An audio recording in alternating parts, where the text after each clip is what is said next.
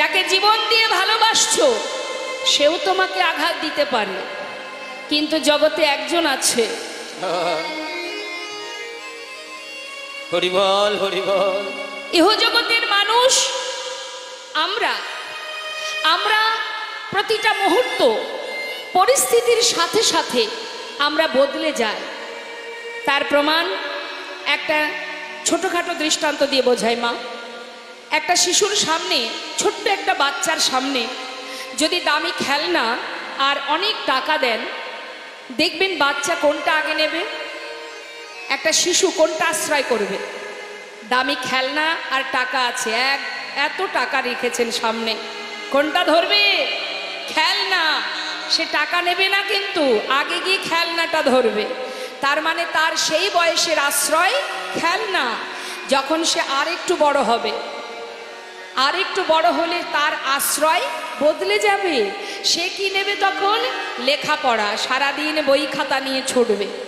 মা বাবা কি বলবে? বাবা শুধু পড়াশুনোটা ঠিকঠাক করা, আর কিচ্ছু দরকার নেই। তার মানে তার আশ্রয় বদলে গেছে। তো কখন বদলেছে?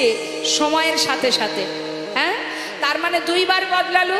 একই ব্যক্তি দুবার বদলে গেলাম, তাই তো? আবার সেই ব্যক্তি যখন আরো বড় হবে, যখন বিবাহ হবে, ছেলে মেয়ে হবে, তখন কি সে আর খেলনা নিয়ে বসে থাকবে? তখন তার আশ্রয় আবার বদলাবে। পরিস্থিতি বদলে দেবে। পরিস্থিতি কোথায় নিয়ে যাবে? আশ্রয় করবে কি? টাকা। কোথায় পাবো টাকা? ছেলে মেয়ে আছে, ঘরে পরিবারে মা বাবা আছে, তাদের মুখে অন্ন জোটাতে হবে। দেশে হোক বিদেশে হোক, টাকার পিছনে ছুটবে। তার মানে এক জীবনে বাবা 3 বার বদলে গেলাম আমরা। তার মানে কতবার বদলাচ্ছে মানুষ? সেই ব্যক্তি যখন আবার বৃদ্ধ হয়ে যাবে, মনে করুন চলার শক্তি আর নেই, ঘরের এক কোণে পড়ে থাকে, কেউ দিনে খেতে পারে, না হলে আর চলতে পারে না। তখন যদি কোনো ব্যক্তি তাকে 1 লাখ কি 2 লাখ টাকা দিয়ে বলে যে মা কি বাবা, আপনার মনে অনেক স্বপ্ন ছিল, আপনার এখনো পূর্ণ হয়নি, তা আপনাকে এই 2 লাখ 5 লাখ টাকা দিচ্ছি, আপনার মনে যা যা বাসনা আছে আপনি পূর্ণ করে নিন, কিন্তু একটা শর্ত, যে কদিন আপনি আর বাঁচবেন এই কয়দিন আপনি আপনার পরিবারকে আর পাবেন না। কি চাইবে মা?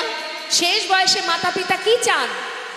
টাকা নিয়ে চলে যাবে ছেলে মেয়ে ছেড়ে? বাবা টাকার দরকার নেই, যে কদিন বাঁচবো আমি যেন আমার ছেলে বৌমা নাতি পুতি আত্মীয় পরিজন তাদের কাছে থাকতে পারি। কি তখন কি আর টাকার পিছনে ছুটবে? তাহলে যে ব্যক্তি টাকার পিছনে ছুটতো, আজ তার কাছে টাকার কোনো মূল্য নেই। তার কি দরকার? আমি যেন আমার সন্তানের কাছে থাকতে পারি, তাই না মা? তাহলে এক জীবনে আমরা এই মানুষ 4 বার বদলে গেল। তাই তুমি যদি মনে করো কাউকে ভরসা করবে, নির্ভরশীল হবে, সে যখন তখন পরিস্থিতির কারণে বদলে যেতে পারে। বিশ্বাস করবে সে বদলাতেই পারে, বদলে যায়। কিন্তু জগতে একজন আছে, হরি বল, হরি বল, সে কখনো বদলায় না, সদা সর্বদাই।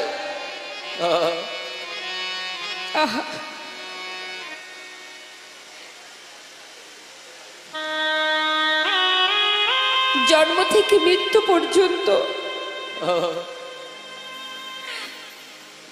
তোমাকে পাঠানোর মাত্রই, তোমাকে নিয়ে যাওয়া পর্যন্ত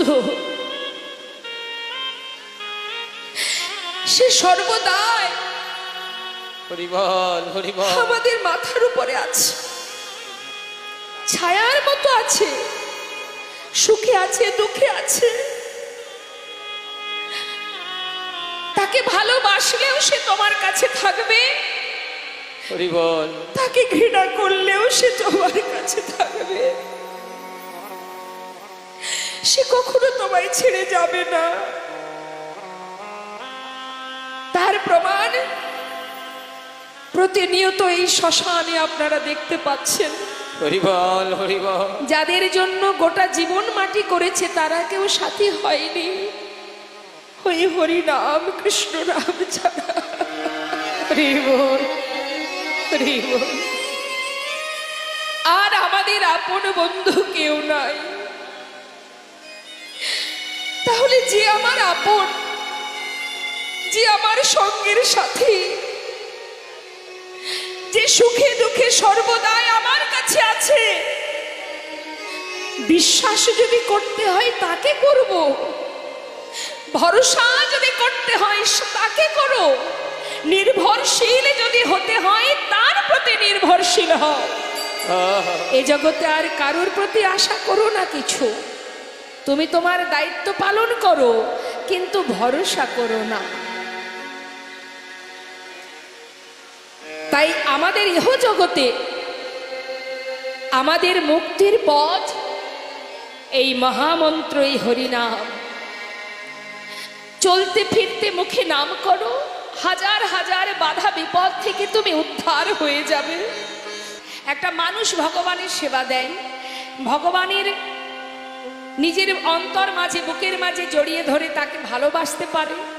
চাইলে ভগবানকে নিয়ে কত রকমের, দেখুন অনেকে আছে, অনেক ভক্ত দেখবেন স্নান করাচ্ছে, সেবা দিচ্ছে, হ্যাঁ, সাধু সঙ্গ করছে, ভগবানের সেবা দিচ্ছে, কত রকমের আনন্দ পাওয়া যায়। মনুষ্যকুলে জন্ম পেলে এগুলো সম্ভব, কিন্তু একটা পশু তো সেটা পারে না, একটা বৃক্ষ সেটা পারে না।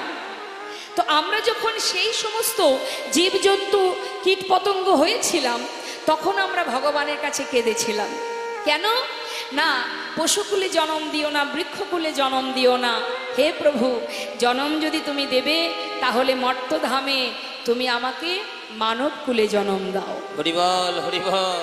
মানব দেহ পেলে কি হবে না, মানব দেহ পেলে বদনে হরি নাম করা যায়, দোহাত দিয়ে তোমায় সেবা করা যায়। হ্যাঁ, এগুলো চেয়েছিলাম বলে পেয়েছি, সাধনা করেছি তাই পেয়েছি, কিন্তু সময় খুব কম। মা, পরীক্ষায় মাত্র 3 ঘন্টা সময় পাওয়া যায়, কিন্তু সেই 3 ঘন্টা পরীক্ষার জন্য লেখাপড়া করতে হয় 1 বছর ধরে, তাই না? তাহলে 1 বছর কষ্ট করে সময় পাচ্ছি 3 ঘন্টা। আমরা 84 লক্ষ 80 লক্ষ জনই কীট পতঙ্গ হয়েছি, 4 লক্ষ মানব জনম। তা এই যে আমাদের কলিহত জীবের পরমায়ু কতটুকু? 100 বছর। এর মধ্যেই আমাদের ভজন সাধন করে গোবিন্দ চরণে পৌঁছাতে হবে। তাহলে সময় কিন্তু খুব কম। এই অল্প সময়ের মধ্যে আমরা যদি অবহেলা করে নষ্ট করে দিই, হেলায় সময় নষ্ট করে দিই, শাস্ত্রী বললেন, দিবস রজনী আবলো তাবলো পাঁচালো পড়িতে পারো, তাহার ভিতরে একবারও কি গোবিন্দ বলিতে না। হরি বল, হরি বল। দেখবেন আমরা আন কথায় মেতে থাকতে ভালোবাসি, বাসি না? এখানে যত ভক্ত এসেছে সবাইকে আর মন দিয়ে কীর্তন শুনবে মনে হয়? কেউ এসেছে একটু টাইম পাস করতে, কেউ এসেছে আশেপাশে পাড়ার খবরাখবর নিতে, আবার কেউ এসেছে কীর্তন শুনতে। যারা প্রকৃত কীর্তন শুনতে আসবে তাদের মাথাটা এদিক থেকে এদিকে যাবে না, সোজা থাকবে, যেখানে কৃষ্ণ কথা হচ্ছে সেই দিকে তার লক্ষ্য থাকবে। কিন্তু যার মন চিত্ত, যার চঞ্চল, সে কিন্তু সর্বক্ষণ তার মনটা এদিক ওদিকে ঘুরবে। তা মাগো, ভক্ত হওয়া সহজ কথা নয়। এত সাধনার ধন, কলিযুগে বৈষ্ণব মহাজন বলেন, কৃত্যে যদ্ধায়তি বিষ্ণু ত্রেতায় যজ্জতে মক্ষ তাপরে পরিচর্যং কল তদ্ধরি সংকীর্তনং। হরিনাম করো, হরিনাম মহামন্ত্র জপ করো, তাতে কি হবে? হরিনাম করলে কি হবে? শাস্ত্রী বললেন, দান ব্রত তপতীর্থ ক্ষেত্রাদি নাঞ্ছা যায় স্থিতা, শক্তয় দেব মহাতাং সর্বপাপ হর শোভা, রাজস্ব অশ্বমেধানং জ্ঞান আধ্যাত্ম বস্তুন আকৃষ্ট হরিনামে স্থপিত শেষ নামেশু। তার মানে আপনি যদি দান করেন, দান করলে আপনি পুণ্য অর্জন করছেন, ব্রত করছেন তাতে পুণ্য অর্জন হচ্ছে, যজ্ঞ করছেন পুণ্য অর্জন হচ্ছে। তো কেউ দেখবেন লক্ষ্মী পূজা করে, মা লক্ষ্মীকে ভালোবাসে, কেউ শক্তি সাধনা করে মানে মা কালীকে ভালোবাসে, কেউ সৌর সাধনা করে, কেউ শিব সাধনা করে, কেউ গণেশ পূজা করে। যে যাকেই ভালোবাসুক তার আলাদা আলাদা বাবা ফল আছে, কি আপনি পুণ্য অর্জন করছেন, আলাদা আলাদা ফল। কিন্তু যদি কোনো জীব এই মহামন্ত্র জপ করতে পারে, এক হরিনামের মধ্যেই যত রকমের জগতের ব্রতের পুণ্য অর্জন হয়, আলাদা আলাদা পুণ্য অর্জন হয়, সব রকমের পুণ্য একমাত্র হরিনামেই লাভ করা যায়। তাই গৌর হরিবোল হরিবোল।